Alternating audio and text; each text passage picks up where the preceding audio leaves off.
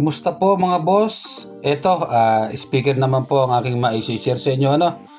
Okay, ito meron tayong dalawang speaker dito at ang kanyang hindi po siya rubber mga boss, ito po ay foam edge, ano po? Kaya mga ganito ay madali talagang masira o kaya mapunit. Yan, dalawa po yan. Dalawa ang ating papalitan dyan.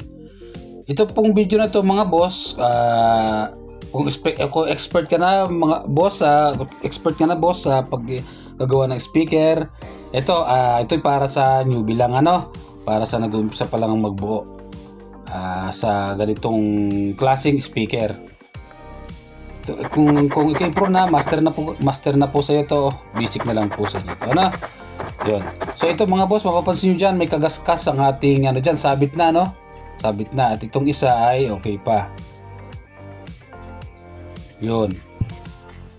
Kaya ang ating tutorial mga boss, itong may sabit ng voice coil, ano? So yun. Ito, guide nyo po ito, reference nyo kung kayo gagawa ng ganitong speaker. So yun.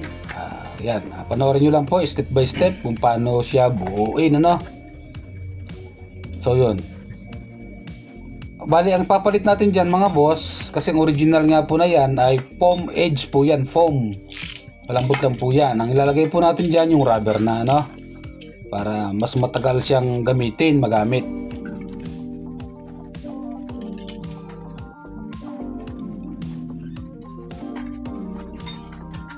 Okay.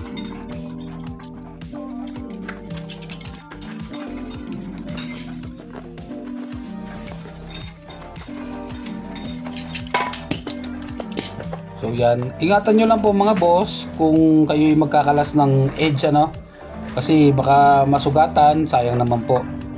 Kasi yan po ay ano lang, papel po yan.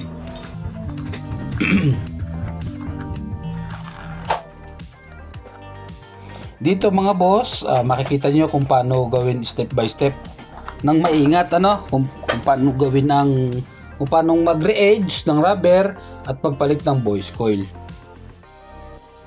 So yan, ito gumamit ako dito mga boss ng hot air, ano. Bakit ako gumamit dyan ng hot air? Para po mainitan yung adhesive. Yung dust cap na yan mga boss, kaya ginamitan ko siyang hot air.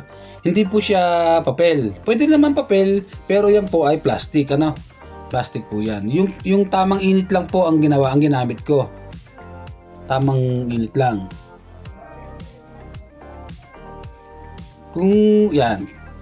Gumamit din kayo mga boss ng cutter. Yan, yung cutter po na ginamit ko dyan, hindi yung bago, ano po, hindi yung sobrang bagong cutter, yung gamit na po para hindi ganun katalas. Okay? Kasi pag sobrang talas po, masisira ang dust cap nyo dyan, o kaya yung inyong cone, ano? Okay, so yan, hina-hot air ko lang siya dyan, para tapos unti-unting ipod ng cutter natin. Basta yung init lang po ng hot air ay tama lang, yung hindi kukulubot o kaya hindi masusunog kung papel. Kung wala kayong hot air mga boss, pwede naman po yan yung ano lang, yung mga lacquer thinner, ganyan. Pwede po yan. Huwag nyo lang siyang babasain ng husto kasi malalambot po yung cone. Pero kung may hot air kayo, mas maganda. So yun mga boss, ano, kitang-kita nyo naman po na hindi nasugatan ng ating cone dyan. Buong buo. Nakuha natin ng maayos yung dust cap. Kaya pwede pa po yung ibalik pagka hindi siya nasugat, ano. At dito, sukatin natin ang voice coil. Importante pong makuha nyo ang sukat ng voice coil mga boss. Kasi para iwas sayad din po pagka kuya sobrang laki sa cape. Pagka di po nasukat ng tama. Ito, meron po tayo diyang 35mm, ano po, voice coil, ang sukat nitong voice coil niya.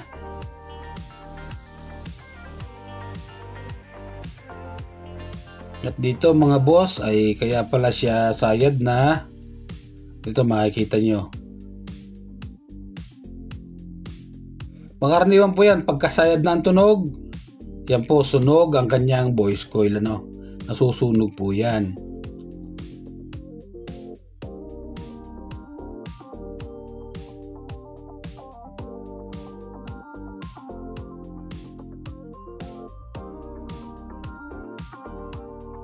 So yun, no? Nangitim na ang kanyang tanso. Kaya po nangyayari yan, kumbaga na-over po yung volume ng inyong ampli, ano? Na-over voltage na siya. Hindi na po kinakaya. So yun, nakita nyo naman, meron akong nilagay ng masking tape. Para saan po yung masking tape? Para po pag nilinis nyo yung butas, maglalagay ng voice coil, hindi po mapapasukan ng dumi. At dito ang ating ilalagay na voice coil, ano? Yan, 35mm.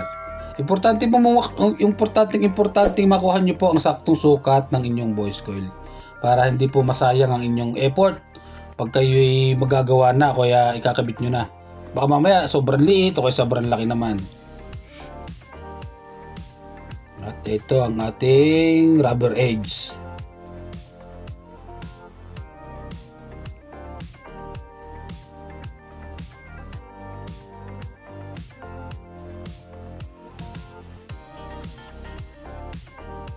Yun.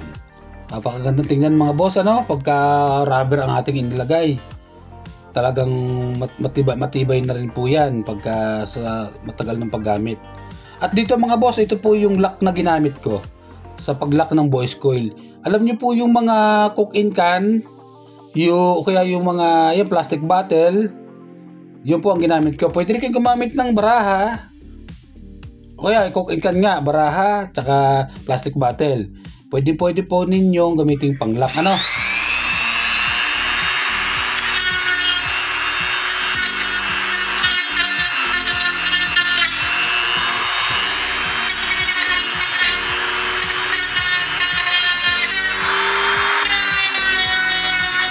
Kasi yung mga maliliit po na powder niya na durog, papasok niya sa loob.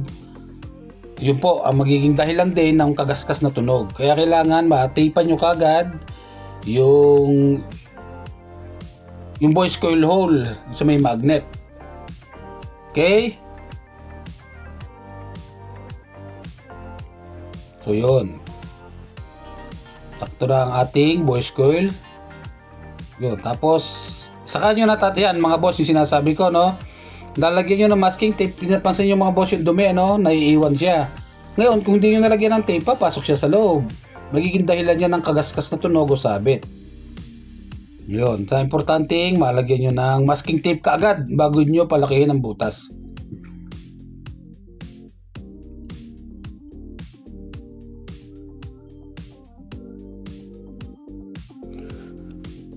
Excuse me. So dito kakabit na natin ang ating voice coil mga boss. Ganun lang mga boss kung paano siya tanggalin.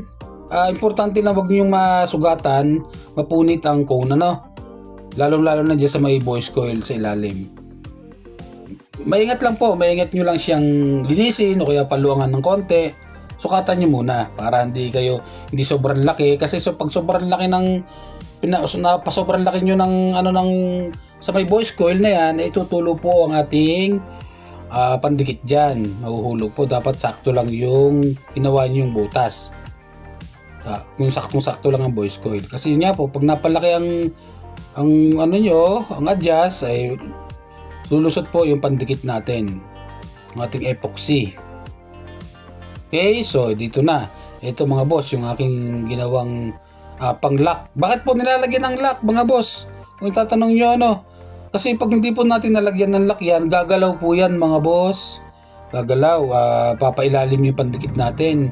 Mahuhulog sa voice coil pababa. Sasabit na po yun, ano? Kaya importanteng malagyan nyo ng lock para firme na po yan. Magdidikit na lang kayo ng adhesive, ano? Adhesive o kaya yung, yan. Epoxy. Tapos, pag naglagay kayo mga boss ng epoxy, ingatan nyo pong wag mahulog doon sa may loob ng voice coil, ano? Basta yung sakto lang po.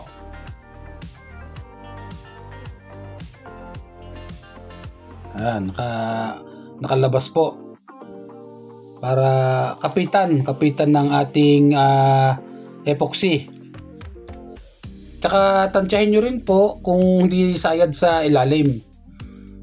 Kasi pag bumabayo yan, baka sobrang lalim ng lagay nyo. Pag bumabayo, sasayad po yun sa ilalim, sa puwit ng voice coil. Dapat mag-a-adjust kayo.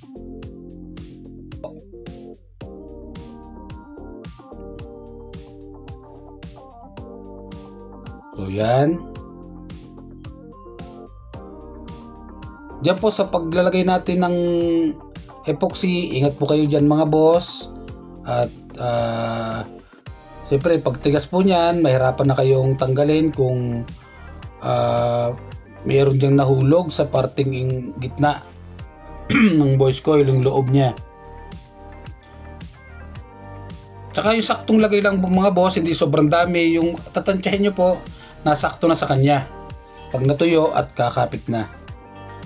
Importante dyan, may nakalabas kayo na. A few minutes later.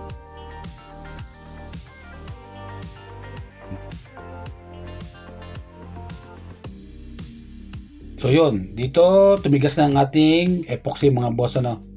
Tatanggalin na natin ang lock dyan. Pag natanggal na ang lock dyan, nyo po malalaman kung good ang nagawa nyong kung good na nakabit yung voice coil, kung walang sabit. Kasi yung lock nyo po ang magdadala dyan parang di siya sumabit.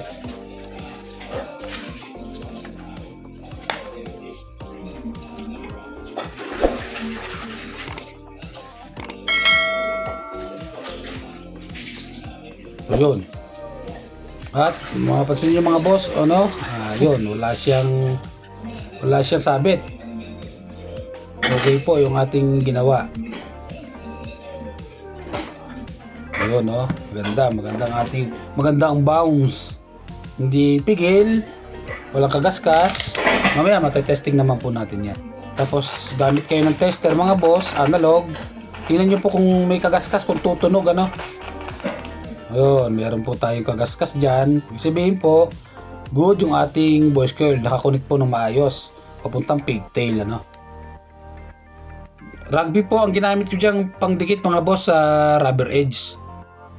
Yan po ang pinakamagandang pandikit niya para kapit talaga. So mga newbie po, kung maglalagay kayo ng rugby dyan sa cone yan, lalagyan nyo muna mga boss. Hintayin nyo muna ng mga ilang minuto. Palipasin nyo muna. Huwag nyo agad ididikit. Kasi pag idinikit nyo mga boss, hindi yun ubra. Aangat uli yun. Kailangan medyo matagal-tagalin nyo muna, mahanginan ang rugby para paglapat nyo maganda ang kapit. Yan, dito nilalagyan ko ang paikot na yan. Hindi ko kinakapalan dyan, sakto lang rugby ang nilagay ko dyan. Kasi pag sobrang dami, magkakayat po, tutulo.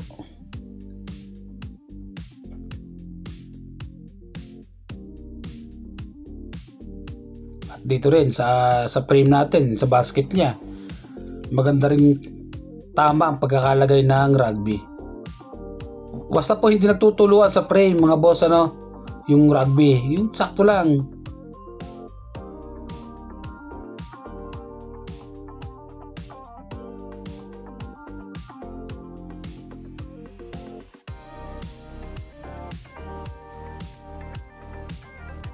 Yan, fast forward po ang video natin dyan. At mahalaga makita nyo lang po kung paano ang gawin. Yan po ang paglalagay ng rugby. At yun, dito po ay yan. Napatigas na po natin dyan ang dikit natin, At nga pala mga boss, pag maglalagay kayo ng rubber edge, lalagyan nyo uli siya ng lock sa may voice coil. Bakit? Bakit maglalagay?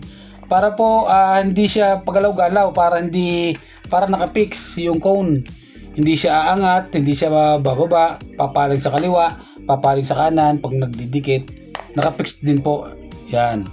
Yan din po ang importante niya, nakapix ang voice coil pag magdidikit kayo ng rubber edge. Okay? Oh, ganda mga boss. Ganda ng bounce, walang sabit. Yun, no? Walang kasabit-sabit ang ating ginawa. At siguradong maganda na ang tunog nito. Yan, ang ginamit ko dyan mga boss sa ating dust cap, yan pa rin po yung kanyang sariling dust cap, ay itong ating adhesive, yung T7000. Pangapandikit po yan sa LCD ng cellphone. Ginagamit ko din po yan. Yan, pwede rin po yan sa mga dust cap. Matibay din po yan. Yun, at dito mga boss, yan. Basta ingatan nyo lang po, wag sobrang dami ng adhesive na ilalagay nyo. Huwag magkakalat. Pero kung joby pa lang po kayo, okay lang yon. Kasi siyempre hindi nyo pa kabisado kaagad. Yan. Yung sakto lang po ng adhesive ang ilagay nyo mga boss. Ayun, at dito nailagay na natin. At maganda yung ating bounce ng speaker, ano? Yun. Tapos lagyan na lang natin ng pabigat. At iwaran natin ng mga 45 minutes to 1 hour para tumigas talaga siya. Ganun lang mga boss. Kung kayo po ay magkakabit ng rubber edge at voice coil, ganyan lang po. Huwag nyo na tatanggalin ng cone. Yan po ang step by step niyan. Okay? At dito po mag-testing na tayo mga boss.